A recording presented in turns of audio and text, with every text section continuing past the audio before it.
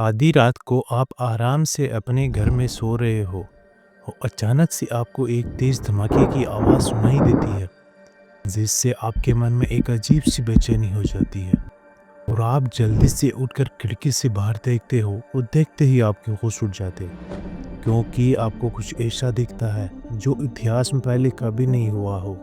आखिर क्या हुआ था ऐसा और क्या कारण था इस घटना का, जानेंगे इस वीडियो में सब कुछ। आगे देखते रहिए अंत तक। इंसिडेंट 26 अप्रैल 1986 को यूक्रेन के प्रिपेत शहर के पास स्थित चेरनोबिल न्यूक्लियर पावर प्लांट के रिएक्टर नंबर 4 में एक भयंकर दुर्घटना घटी।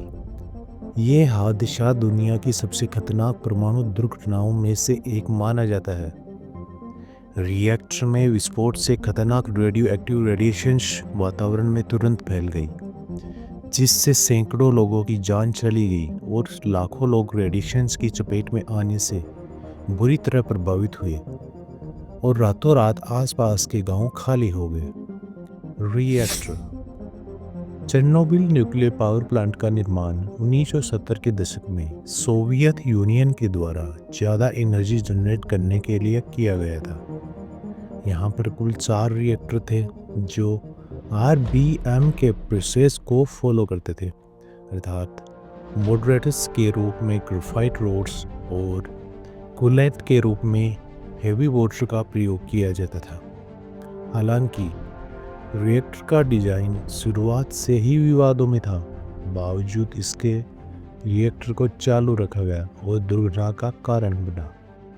मिस्टेक्स 26 अप्रैल को रिएक्टर नंबर 4 में एक सुरक्षा परीक्षण चल रहा था। इस परीक्षण का उद्देश्य यह सुनिश्चित करना था कि अगर बिजली चली जाए तो रिएक्टर बिना किसी नुकसान के चल सकता है या नहीं। लेकिन परीक्षण के दौरान कई गंभीर गलतियां हुई। सबसे पहले रिएक्टर की पावर बहुत कम कर दी गई थी, जिससे असंतुलन पैदा हो गया। लेकिन रिएक्टर की डिजाइन में कमियों के कारण जब बिजली बंद की गई तो रिएक्टर में एक अनप्रेडिक्टेड रिएक्शन हुआ। तीसरी सबसे बड़ी गलती यह थी कि कर्मचारियों ने सेफ्टी प्रोटोकॉल्स का उल्लंघन किया और नियमों का पालन नहीं किया। इसका परिणाम था एक भयंकर विस्फोट, जिसने रिएक्टर की छत को उड़ा दिया। इसके बाद रेडियो एक्टिव रेडिएशंस का भारी मात्रा में रिसाव हुआ और वातावरण में फैल गई। इफेक्ट्स विस्फोट के बाद रिएक्टर में लगी आग को बुझाने के लिए कई घंटे तक प्रयास किए गए, लेकिन रेडियो एक्टिव पार्टिकल्स हवा में फैल गए थे और अब काफ़ी देर हो चुकी थी। इस दौरान आसपास के इलाके, खासकर प्रिपेत शहर को पूरी तरह से खाली कर दिया गया। हालांकि शुरू में लोग यह नहीं समझ पाए कि क्या हो रहा है और कई लोग अपनी जान जोखिम में डालते हुए बचाव कार्यों में शामिल हुए। विस्फोट के तुरंत बाद 31 लोगों की जान चली गई और भारी मात्रा में रेडियो एक्टिव रेडिएशंस के कारण लंबे समय तक लोगों के शरीर बुरी तरह प्रभावित हो गए और उनमें गंभीर बीमारियां जैसे कि कैंसर, थायराइड समस्याएं और अन्य विकार बढ़ गए। विशेष रूप से बच्चों में थायराइड कैंसर के मामलों में तेजी आई। जब तक सोवियत सरकार ने इस घटना की गंभीरता को समझा, तब तक रेडियो एक्टिव पदार्थ हवा, पानी और मिट्टी में फैल चुका था। चेरनोबिल हादसे का असर सिर्फ यूक्रेन तक ही सीमित नहीं था, बल्कि यह रूस, बेलारूस और यूरोप के कई देशों में महसूस किया गया। आफ्टर इफेक्ट्स आज भी चेरनोबिल हादसे का असर जारी है।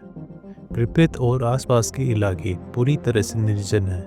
यह क्षेत्र एक्सक्लूजन जोन के रूप में जाना जाता है और यह 30 किलोमीटर के दायरे में फैला हुआ है।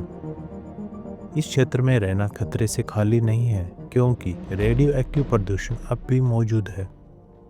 प्रिपेत में अब जंगल उग चुके हैं और जानवरों की संख्या भी बढ़ी है, लेकिन चेरनोबिल के आसपास का क्षेत्र धीरे धीरे एक तरह से प्रकृति के लिए एक असामान्य आश्रय बन गया है। Thanks for watching. अगर आपको यह वीडियो पसंद आया तो कृपया इसे लाइक और शेयर करें और हमारे चैनल को सब्सक्राइब करना ना भूलें। साथ ही नीचे कमेंट्स में बताएं कि यह वीडियो आपको कैसा लगा और नेक्स्ट किस टॉपिक पर वीडियो देखना पसंद करोगे।